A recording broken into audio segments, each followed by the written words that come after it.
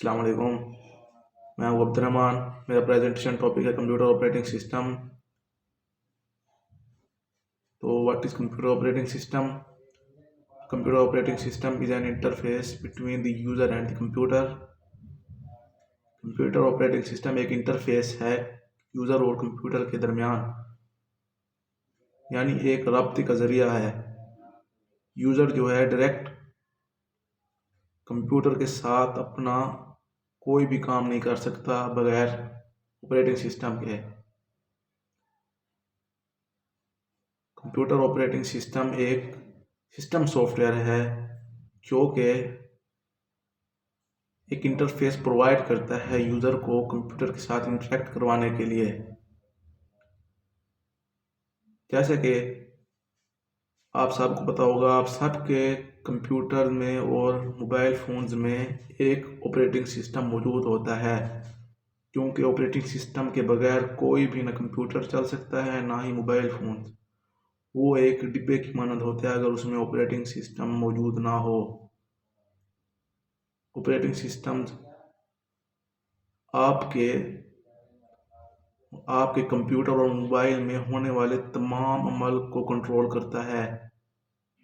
मसलन आप जो भी कमांड देते हैं एप्लीकेशन के ज़रिए अपने कंप्यूटर हार्डवेयर को, तो सबसे पहले ऑपरेटिंग सिस्टम के पास जाता है। ऑपरेटिंग सिस्टम फिर हार्डवेयर को वो आपका कमांड पहुंचाता है, फिर हार्डवेयर ऑपरेटिंग सिस्टम को आउटपुट देता है, फिर आउटपुट आपके एप्लीकेशन के पास आती है, फिर वो स्क्रीन पर ज़ाहिर हो जाती है।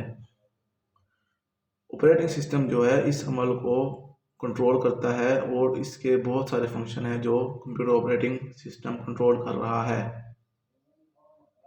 सबसे पहले तो यह है प्रोसेसर मैनेजमेंट, जो कंप्यूटर ऑपरेटिंग सिस्टम मैनेज कर रहा है।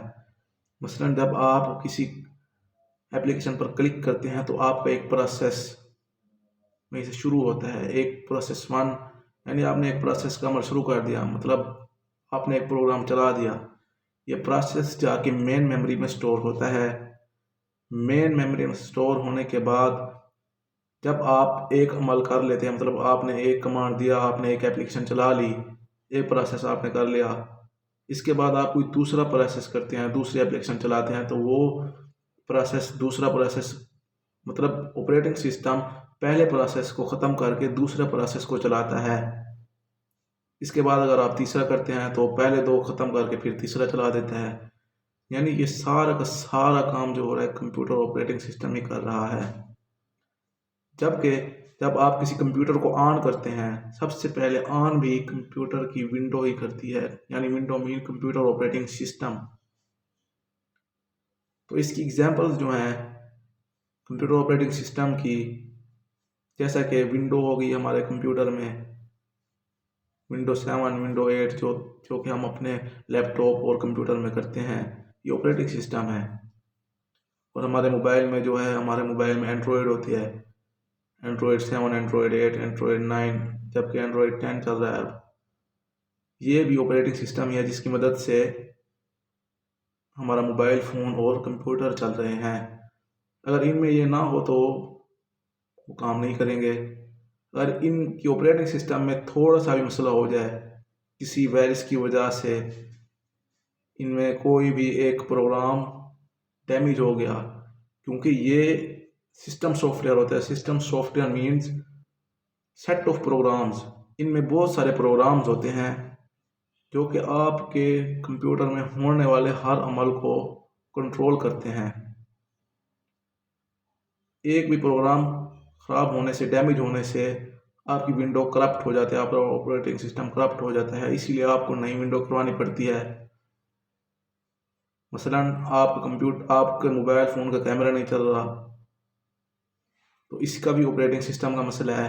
जब हम कहते हैं जाओ जी इसका सॉफ्टवेयर करवा लो, सॉफ्टवेयर मीन इसकी विंडो करवाना, मतलब ऑपरेटिंग सिस्टम इसमें नया डलवाना, इसका मतलब ये होता है। इसका जो और फंक्शन है उसमें तो एक प्रोसेसर मैनेजमेंट और दूसरा है मेमोरी मैनेजमेंट। यानी जब आप किसी काम को करते हैं, मतलब कमांड देते हैं एप्लीकेशन को, तो वो सबसे पहले मेमोरी में जाकर स्टोर होता है। प्रोसेस स्टोर होता है तो आप जब दूसरे को कमांड देते हैं तो वो दूसरे की मेमोरी भी उसमें ही जाके स्टोर होते हैं, मेन मेमोरी में। तो आप जब उसको ख़त्म करते हैं, जब आप दूसरे कमांड को करते हैं तो उधर से मेमोरी इसको रिमूव कर देती है। इसके बाद आपका और प्रोग्राम चलने लग जाता है। इसके बाद आ जाता है हमारा इनपुट आउटपुट मैनेजमेंट। मसलन हमने हमारे सिस्टम में कोई कीबोर्ड लगाना है, कोई माउस लगाना है, कोई स्पीकर लगाना है, कोई हेडफोन लगाने हैं, कोई प्रिंटर लगाना है, ये भी इसका काम होता है मैनेज करना। ये इजाज़त देता है कि ये चीज़ आप लगा सकते हैं और इसके ज़रिए आप इसमें इस हार्डवेयर तक उसका कमांड पहुंचाना। जैसे कि आप किसी माउस के ज़रिए किसी चीज़ पर क्लिक करते हैं तो वो भी ऑपरेटिंग सिस्टम के ज़रिए ही आपके एप्लीकेशन तक पहुंचता है, नहीं तो आप इसमें कुछ भी नहीं कर सकते। इसके बाद फाइल मैनेजमेंट मीन जैसे कि आप सबके कंप्यूटर में फोल्डर्स बने होते हैं। Folders mean files.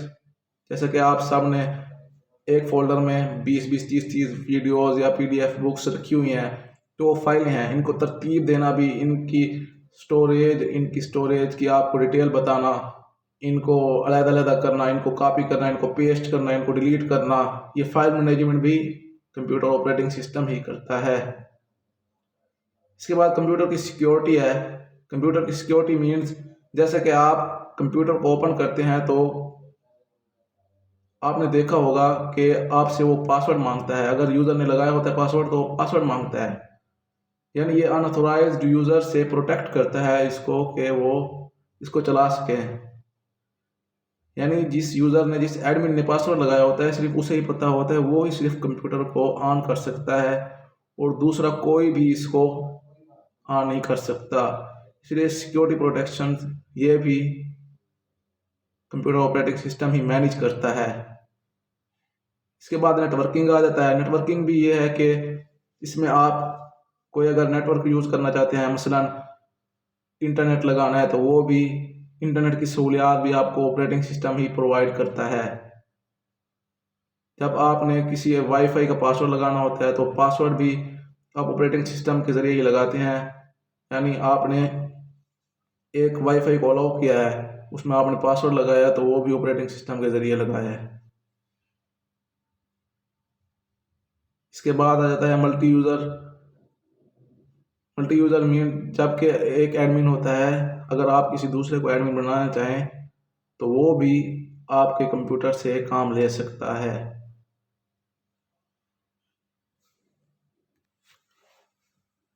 अच्छा, इसके बाद आ जाता है कंप्यूटर ऑपरेटिंग सिस्टम दो तरह की होती हैं, एक कमांड लाइन ऑपरेटिंग सिस्टम, एक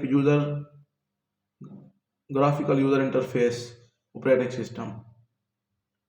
जो कमांड लाइन ऑपरेटिंग सिस्टम थी वो अब भी किसी किसी जगह पर इस्तेमाल हो रही है वैसे, लेकिन ज़्यादातर नहीं हो रही। उसमें ये होता था कि यूज़र को किसी भी एप्लीकेशन पर जाने के लिए सबसे पहले कमांड लिखने पड़ते थे, कमांड लाइंस। कि आपको अगर किसी फाइल को ओपन करना है तो आप उस फाइल का नाम लिखेंगे, फिर आपको फाइल ओपन होगी। इसी तरह ये बहुत ही मुश्किल हो जाता था यूज़र के लिए मैनेज करना, बहुत ही टाइम इसमें ज़ाया होता था। इसके बाद आ जाता है graphical user interface operating system. जैसा कि आजकल आम कंप्यूटर में जो आप इस्तेमाल कर रहे हैं विंडोज 7 में, वो ग्राफिकल यूज़र इंटरफेस है। इसमें आपको एक विजुअल इन्वायरमेंट मिलती है जिसमें आपके पास आइकन बने होते हैं, मेन्यूज़ होते हैं, जिस पर आप माउस के ज़रिए क्लिक कर कर अपने टास्क को परफॉर्म कर सकते हैं।